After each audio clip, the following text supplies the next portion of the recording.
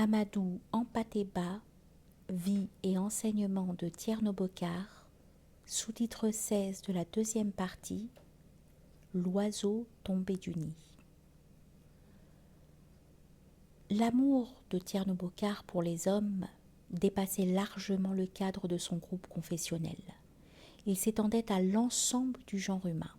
Mieux, il débordait cet ensemble pour embrasser la création tout entière, jusqu'au plus humble des créatures de Dieu. Un jour de cette année 1933 que je passais auprès de lui, il était assis dans la case où il devait mourir 7 ans plus tard. S'adressant aux aînés de ses élèves, il développait la signification ésotérique du chapelet Tidjani. Nous étions tous sous le charme. À l'extérieur, le vent soufflait. Il faisait courir le sable dans la cour et retroussait les plumes du coq qui s'obstinait près du pilon. Une rafale plus violente ébranla la charpente. Sous le choc, un nid d'hirondelles qui était situé en équilibre en haut du mur, sous l'avancée du toit, s'entr'ouvrit.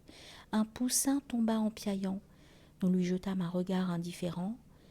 L'attention de l'auditoire n'avait pas faibli un instant. Tierno termina sa phrase, puis se tut. Il se dressa, promena un regard attristé sur ses élèves, étendit les doigts qu'il avait longs et fins vers le petit oiseau.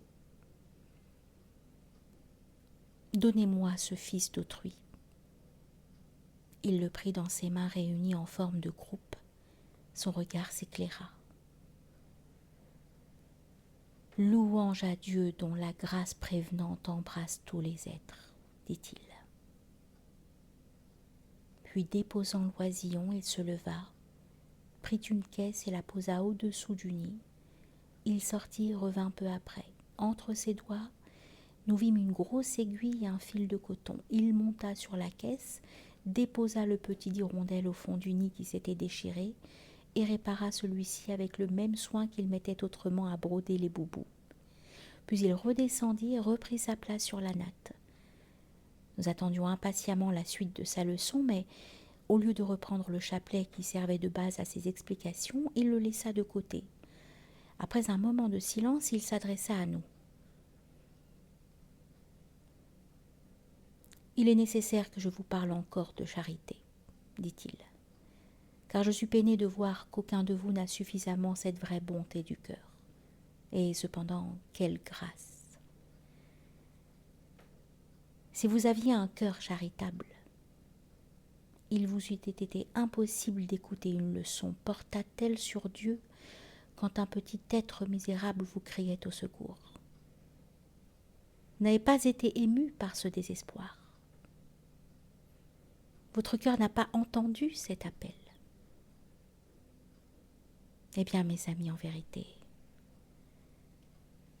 celui qui apprendrait par cœur toutes les théologies de toutes les confessions, s'il n'a pas de charité dans son cœur, il pourra considérer ses connaissances comme un bagage sans valeur. Nul ne jouira de la rencontre divine s'il n'a pas de charité au cœur. Sans elle, les 5 prières ne sont que des gesticulations sans importance. Sans elle, le pèlerinage est une promenade sans profit.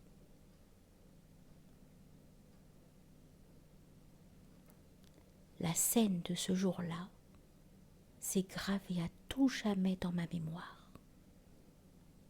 Je le revois encore dressé dans son tourtil blanc, réparant délicatement la demeure de ce fils d'autrui dont nous n'avions pas su entendre l'appel, tout préoccupés que nous étions de nous-mêmes. D'une manière générale, il nous enseignait de ne jamais tuer un animal sans nécessité, fût-ce un simple moustique. Pour lui, la nature entière, animaux et végétaux compris, devait être respectée, car elle était non seulement notre mère nourricière, mais encore le grand livre divin, où tout était symbole vivant et source d'enseignement.